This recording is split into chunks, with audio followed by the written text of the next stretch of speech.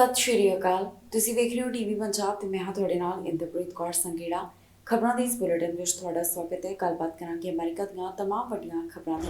America ਵਿੱਚ ਪ੍ਰਧਾਨ ਮੰਤਰੀ ਮੋਦੀ ਦੇ ਨਾਮ ਦੇ ਨਾਅਰੇ ਲੱਗੇ ਹਨ। ਦੱਸ ਦਈਏ ਕਿ ਅਮਰੀਕਾ ਦੌਰੇ ਦੇ ਉੱਪਰ ਭਾਰਤ ਦੇ ਪ੍ਰਧਾਨ ਮੰਤਰੀ ਨਰਿੰਦਰ ਮੋਦੀ ਆਏ, ਜਦੋਂ 에ਅਰਪੋਰਟ ਦੇ ਉੱਪਰ ਉਹਨਾਂ ਦਾ ਸ਼ਾਨਦਾਰ ਸਵਾਗਤ ਕੀਤਾ ਗਿਆ। ਭਾਰਤ ਦੇ ਪ੍ਰਧਾਨ ਮੰਤਰੀ ਅਮਰੀਕਾ ਦੌਰੇ ਦੇ ਉੱਪਰ ਆਏ ਨੇ, ਜਿੱਥੇ ਉਹਨਾਂ ਦਾ ਸ਼ਾਨਦਾਰ ਸਵਾਗਤ ਕੀਤਾ ਗਿਆ। 에ਅਰਪੋਰਟ ਦੇ ਉੱਪਰ ਪ੍ਰਧਾਨ ਮੰਤਰੀ ਨੂੰ ਕਈ ਭਾਰਤੀ ਮਿਲੇ। ਜੀ ਹਾਂ, ਪ੍ਰਧਾਨ ਮੰਤਰੀ ਨਰਿੰਦਰ ਮੋਦੀ ਆਪਣੇ 3 ਦਿਨਾਂ ਦੇ ਦੌਰੇ ਦੌਰਾਨ ਅਮਰੀਕਾ ਦੇ ਨਿਊਯਾਰਕ ਸ਼ਹਿਰ ਵਿੱਚ ਪਹੁੰਚੇ। ਪੀਐਮ ਮੋਦੀ ਭਾਰਤੀ ਸਮੇਂ ਮੁਤਾਬਕ 10 ਵਜੇ ਨਿਊਯਾਰਕ ਹਵਾਈ ਅੱਡੇ ਤੇ ਉਤਰੇ, ਜਿੱਥੇ ਉਹਨਾਂ ਦਾ ਸਵਾਗਤ ਹੋਇਆ। ਇਸ ਤੋਂ ਬਾਅਦ ਪੀਐਮ ਮੋਦੀ 에ਅਰਪੋਰਟ ਤੋਂ ਬਾਹਰ ਭਾਰਤੀ ਭਾਈਚਾਰੇ ਦੇ ਲੋਕਾਂ ਨੂੰ ਮਿਲੇ। ਇਸ ਦੌਰਾਨ ਲੋਕਾਂ ਨੇ ਮੋਦੀ ਮੋਦੀ ਦੇ ਨਾਅਰੇ ਲਗਾਏ। ਪੀਐਮ ਮੋਦੀ ਇਸ ਦੌਰੇ ਦੌਰਾਨ ਅਮਰੀਕਾ ਦੇ ਵਿੱਚ ਕਈ ਪ੍ਰੋਗਰਾਮਾਂ ਅੰਦਰ ਸ਼ਾਮਿਲ ਹੋਣਗੇ। ਇਸ ਦੇ ਨਾਲ ਹੀ ਉਹ ਸਟੇਟ ਗੈਸਟ ਦੇ ਤੌਰ ਤੇ ਵਾਈਟ ਹਾਊਸ ਦੇ ਵਿੱਚ ਡਿਨਰ ਵੀ ਕਰਨਗੇ। ਪ੍ਰਧਾਨ ਮੰਤਰੀ ਦੀ ਇਸ ਫੇਰੀ ਨੂੰ ਭਾਰਤੀ ਸੰਦਰਭ ਦੇ ਵਿੱਚ ਬਹੁਤ ਮਹੱਤਵਪੂਰਨ ਮੰਨਿਆ ਜਾ ਰਿਹਾ ਹੈ। ਪ੍ਰਧਾਨ ਮੰਤਰੀ ਮੋਦੀ ਇੱਥੇ ਦੱਸਣਯੋਗ ਹੈ ਕਿ ਨਰਿੰਦਰ ਮੋਦੀ ਸਾਲ 2014 ਤੋਂ ਬਾਅਦ 8ਵੀਂ ਵਾਰ ਅਮਰੀਕਾ ਪਹੁੰਚੇ ਨੇ। ਇਸ ਦੌਰਾਨ ਉਹ ਅਮਰੀਕੀ ਕਾਂਗਰਸ ਨੂੰ ਵੀ ਸੰਬੋਧਿਤ ਕਰਨਗੇ। ਹਾਲਾਂਕਿ 21 ਜੂਨ ਨੂੰ ਪੀਐਮ ਮੋਦੀ ਦੇ ਪ੍ਰੋਗਰਾਮ ਤੇ ਪੂਰੀ ਨਜ਼ਰ ਹੋਵੇਗੀ। ਦਰਅਸਲ ਭਾਰਤ ਪੂਰੀ ਦੁਨੀਆ ਦੇ ਸਾਹਮਣੇ ਯੋਗ ਗੁਰੂ ਦੇ ਰੂਪ ਦੇ ਵਿੱਚ ਉੱਭਰਿਆ ਹੈ ਤੇ ਪ੍ਰਧਾਨ ਮੰਤਰੀ ਨਰਿੰਦਰ ਮੋਦੀ ਵੀ ਯੋਗ ਦਿਵਸ ਦੇ ਮੌਕੇ ਅਮਰੀਕਾ ਪਹੁੰਚੇ ਹਨ। ਅਮਰੀਕਾ ਦੇ ਇੱਕ ਹਿੱਸੇ ਤੋਂ ਅਜਿਹਾ ਮਾਮਲਾ ਸਾਹਮਣੇ ਆਇਆ ਜਿੱਥੇ ਪੰਜਾਬੀ ਮੂਲ ਦੇ ਨੌਜਵਾਨ ਦੇ ਨਾਲ ਹਾਦਸਾ ਵਾਪਰਿਆ ਤੇ ਉਸ ਦੀ ਜਾਨ ਚਲੀ ਗਈ। ਦੱਸਿਆ ਜਾ ਰਿਹਾ ਹੈ ਕਿ ਕੁਝ ਦਿਨ ਬਾਅਦ ਹੀ ਇਸ ਨੌਜਵਾਨ ਨੂੰ ਗ੍ਰੀਨ ਕਾਰਡ ਦੇ ਪੇਪਰ ਮਿਲਣ ਵਾਲੇ ਸਨ। ਅਮਰੀਕਾ ਤੋਂ ਪੰਜਾਬੀ ਭਾਈਚਾਰੇ ਲਈ ਬੁਰੀ ਖਬਰ ਸਾਹਮਣੇ ਆਈ ਹੈ, ਜਿੱਥੇ ਟਾਂਡਾ ਦੇ ਨੌਜਵਾਨ ਦੀ ਅਮਰੀਕਾ ਵਿੱਚ ਮੌਤ ਹੋ ਗਈ। ਇਸ ਨੌਜਵਾਨ ਨੂੰ ਗ੍ਰੀਨ ਕਾਰਡ ਦੇ ਪੇਪਰ ਮਿਲਣ ਵਾਲੇ ਸਨ। ਜੀ ਹਾਂ, ਹੁਸ਼ਿਆਰਪੁਰ ਜ਼ਿਲ੍ਹੇ ਦੇ ਸ਼ਹਿਰ ਟਾਂਡਾ ਦੇ ਨੌਜਵਾਨ ਦੀ ਅਮਰੀਕਾ ਵਿੱਚ ਹਾਦਸੇ ਦੌਰਾਨ ਮੌਤ ਹੋ ਗਈ। ਇਹ ਜਾਣਕਾਰੀ ਬਲਵਿੰਦਰ ਸਿੰਘ ਬਿੱਟੂ ਧੰਨ ਸ਼੍ਰੀ ਚੰਦ ਜੀ ਵੈਲਫੇਅਰ ਸੁਸਾਇਟੀ ਬੇਗੋਵਾਲ ਜ਼ਿਲ੍ਹਾ ਕਪੂਰਥਲਾ ਪੰਜਾਬ ਨੇ ਸਾਂਝੀ ਕੀਤੀ ਹੈ। ਉਹਨਾਂ ਦੱਸਿਆ ਕਿ ਉਹਨਾਂ ਦੀ ਭੈਣ ਪਰਮਜੀਤ ਕੌਰ ਤੇ ਜੀਜਾ ਰਵਿੰਦਰਪਾਲ ਸਿੰਘ ਆਪਣੇ ਇਕਲੌਤੇ ਪੁੱਤਰ ਅਮਨਦੀਪ ਸਿੰਘ ਨਾਲ ਪਿਛਲੇ 13 ਸਾਲਾਂ ਤੋਂ ਨਿਊਯਾਰਕ ਅਮਰੀਕਾ ਵਿੱਚ ਰਹਿ ਰਹੇ ਸਨ। ਪਿਛਲੇ 17 ਜੂਨ ਨੂੰ ਅਮਨਦੀਪ ਆਪਣੇ ਕੰਮ ਤੋਂ ਛੁੱਟੀ ਕਰਕੇ ਸ਼ਾਮ ਨੂੰ ਘਰ ਪਰਤਿਆ। ਇਸ ਤੋਂ ਬਾਅਦ ਉਹ ਆਪਣੇ 3 ਦੋਸਤਾਂ ਨਾਲ ਇੱਕ ਹੋਰ ਦੋਸਤ ਦੀ ਜਨਮ ਦਿਨ ਦੀ ਪਾਰਟੀ ਵਿੱਚ ਸ਼ਾਮਲ ਹੋਣ ਵਾਸਤੇ ਨਿਕਲਿਆ। ਕੁਝ ਦੂਰ ਜਾਣ ਤੇ ਉਸ ਦੀ ਗੱਡੀ ਸੜਕ ਤੇ ਬਣੇ ਇੱਕ ਡਿਵਾਈਡਰ ਨਾਲ ਟਕਰਾ ਗਈ। ਇਸ ਦੁਰਘਟਨਾ ਵਿੱਚ ਅਮਨਦੀਪ ਗੰਭੀਰ ਜ਼ਖਮੀ ਹੋ ਗਿਆ, ਜਿਸ ਨੂੰ ਨੇੜੇ ਦੇ ਹਸਪਤਾਲ ਪਹੁੰਚਾਇਆ ਗਿਆ। ਇਹਦੇ ਇਲਾਜ ਦੌਰਾਨ ਅਮਨਦੀਪ ਨੇ ਦਮ ਤੋੜ ਦਿੱਤਾ। ਘਰ ਦੇ ਇਕਲੌਤੇ ਪੁੱਤ ਦੇ ਦੁਨੀਆ ਤੋਂ ਚਲੇ ਜਾਣ ਨਾਲ ਮਾਪਿਆਂ ਵਿੱਚ ਦੁੱਖ ਦਾ ਪਹਾੜ ਟੁੱਟ ਗਿਆ।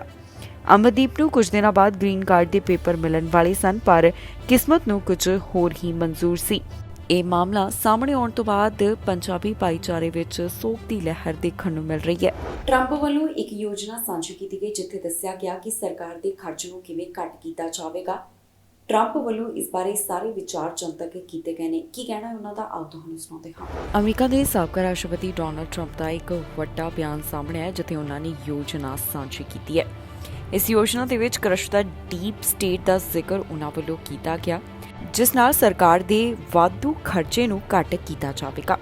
ਹੁਣ ਇਸ ਬਾਰੇ ਡੋਨਾਲਡ ਟਰੰਪ ਦਾ ਕੀ ਕੁਝ ਕਹਿਣਾ ਹੈ ਤੇ ਉਹਨਾਂ ਦੀ ਕੀ ਯੋਜਨਾ ਹੈ, ਤੁਹਾਨੂੰ ਦੱਸਾਂਗੇ ਇਸ ਖਬਰ ਵਿੱਚ। Joe Biden, our disgraced president, has wasted trillions of taxpayer dollars in less than 3 years, causing uncontrolled inflation that is crushing working families. Reining in Biden's wasteful and unnecessary spending is vital to stopping inflation and rescuing our economy from ruin. But the pain of the spending cuts must be borne by the special interests and Washington bureaucrats, not by American families and American seniors in particular. For 200 years under our system of government, it was undisputed that the president had the constitutional power to stop unnecessary spending through what is known as impoundment. Very simply, this meant that if Congress provided more funding than was needed to run the government, the president could refuse to waste the extra funds and instead return the money to the general treasury and maybe even lower your taxes, although we did give you the biggest tax reduction in history and the biggest regulation reduction in history, 2 things I'm very proud of. And they still are there, although they're disappearing rapidly under Biden. Thomas Jefferson famously used this power, as did many other presidents, until it was wrongfully curtailed by the Impoundment Control Act of 1974, not a very good act. This disaster of a law is clearly unconstitutional, a blatant violation of the separation of powers. When I return to the White House, I will do everything I can to challenge the Impoundment Control Act in court and, if necessary, get Congress to overturn it. We will overturn it. I will then use the president's long-recognized impoundment power to squeeze the bloated federal bureaucracy for massive savings. This will be in the form of tax reductions for you. ਗੈਰ ਕਾਨੂੰਨੀ ਹਥਿਆਰਾਂ ਦਾ ਜ਼ਿਕਰ ਹੋਇਆ, ਜਿੱਥੇ ਦੱਸਿਆ ਗਿਆ ਕਿ ਸਰਕਾਰ ਵੱਲੋਂ ਇਸ ਸੰਬੰਧੀ ਕੀ ਕਦਮ ਚੁੱਕੇ ਜਾ ਰਹੇ ਨੇ।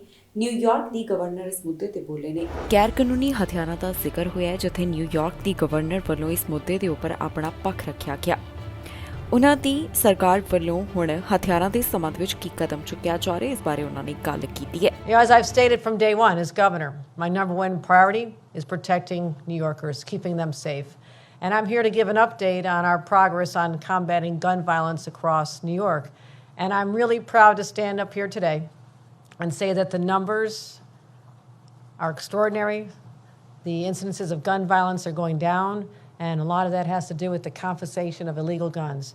And that is all despite 1 year ago this week, the Supreme Court's decision to make our state more dangerous and take away the rights of a governor to protect her people from concealed carry weapons. It was a reckless and shocking decision, again, striking down a century-old law that is just still hard to comprehend. The Supreme Court, one of our most, previously revered institutions, seemed hell-bent on sending us backwards at a time when crime was rising, and we're doing everything we can, and law enforcement is working so hard every single day. And to have a Supreme Court that is hostile to those interests was indeed shocking just a year ago. And so we put millions of people in harm's way with this change in the law. And after the Bruin decision, again, it'll go down in infamy, is named after our former superintendent, the Bruin case from New York.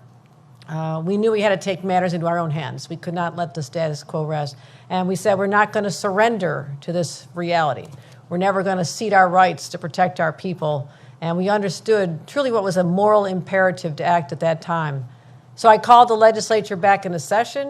I pushed for new common sense concealed carry laws, which were passed and went into effect on September 1. We strengthened background checks and required training.